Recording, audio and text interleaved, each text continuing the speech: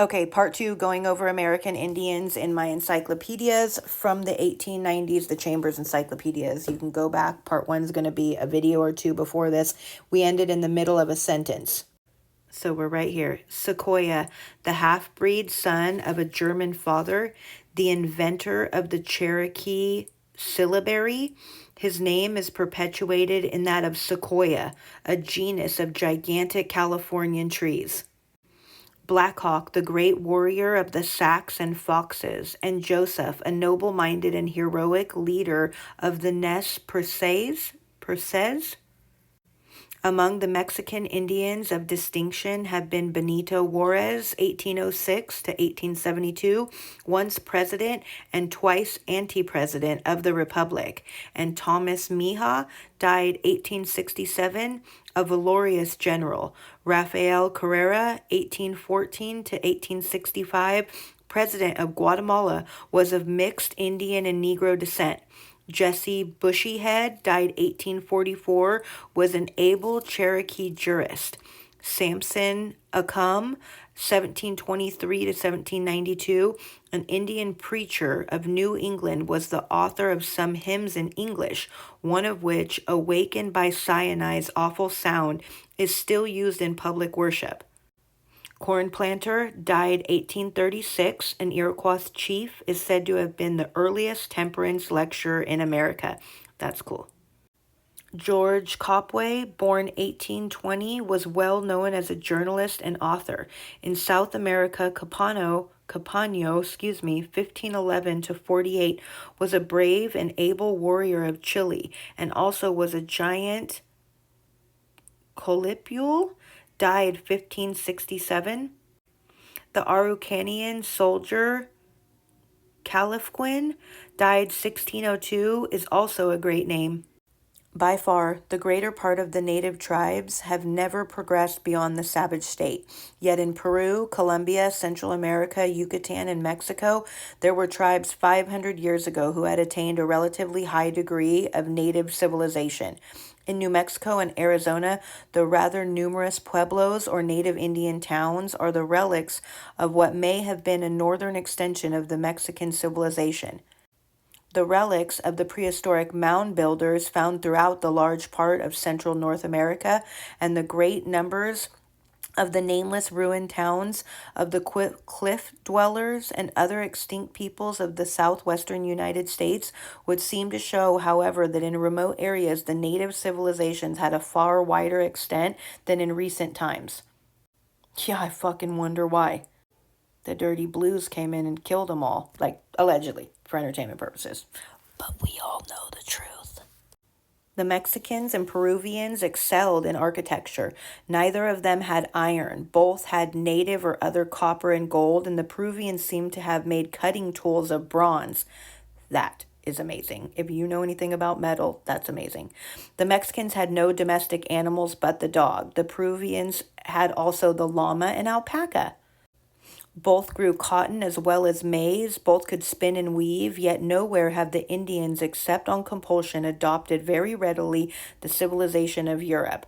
There has been, however, a considerable progress in this regard among the tribes now placed in the Indian Territory of the United States, where the natives have largely adopted Protestant Christianity and the habits of civilized life. Elsewhere, the Roman Catholics have, in many instances, succeeded better with the Indians than have the Protestant missionaries. God, organized religion is so fucking disgusting. In the United States, the Indians have waged many bitter wars against the whites, I wonder why, who have little by little dispossessed them of their lands. Very little trouble of this kind has ever been experienced in Canada, and still less in recent years in Spanish America, where the Indian population would appear to be gaining on the white. The greater spirit of the vindictiveness of the northern Indians has involved them in ruin, but the Mexican Indians, content to belong to a subject race, have multiplied more rapidly than the conquering people. In Mexico, the Indians consider themselves a gente sin razón. Excuse me, I know, it's horrible. I'm as white as they come. People without reason. While the Spanish Americans constitute a superior gente de razón, or people of reason. Yet in that country, the mingling of the two races is very common, and among the best soldiers and statesmen of the republic, some have been Indians of pure blood. In Peru, many of the priests and monks are of Indian race. In Brazil, where the Portuguese language prevails in towns, the speech of the Tupi Guarani tribes have been adopted as a lingua geral, a kind of lingua franca throughout the interior. In Paraguay, the same language has nearly displaced the Spanish, even among the whites. Each one of the countless tribes of America has its own language. These tribes are grouped together by ethnologists, chiefly with reference to the common element of their languages.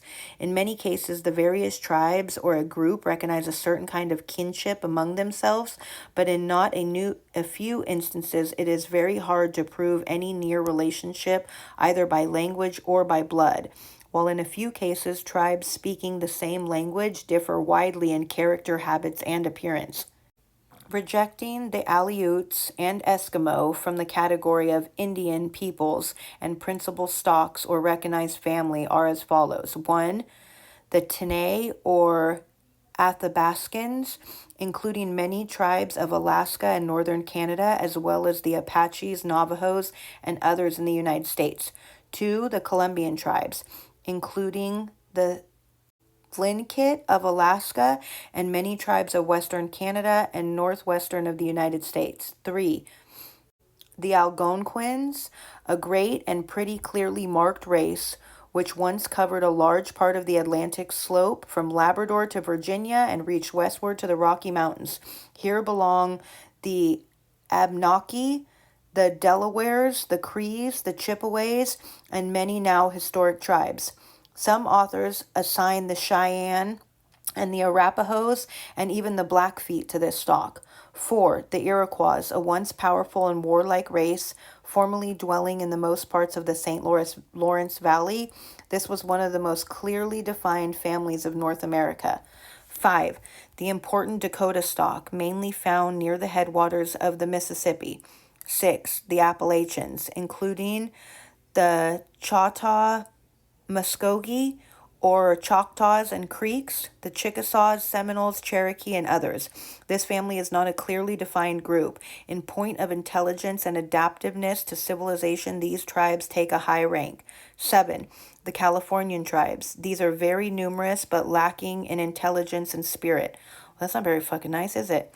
8. The Shoshones, with whom are classed the Utes. Is it Utes or Utes? I'm not sure.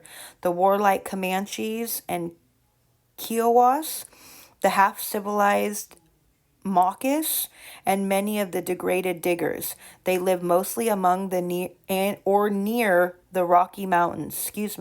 9. The Pawnees, with the Arikaris, Wichita's, Caddos, and others, all were plainsmen, and many of them were excelled as horsemen and warriors. 10. The Pueblo Indians and others of New Mexico and Arizona, a composite division. 11. The Mexican tribes, of which the number is very great, and the family unit very questionable. Here are placed the celebrated Aztecs, the half-mythical Toltecs, the interesting and the semi-civilized Nicaraguans, and many others. In the languages of this group, polysynthesis is said to reach its highest development.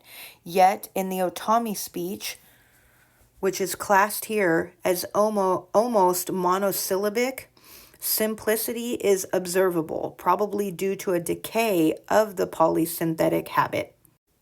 Okay, come back for part 3.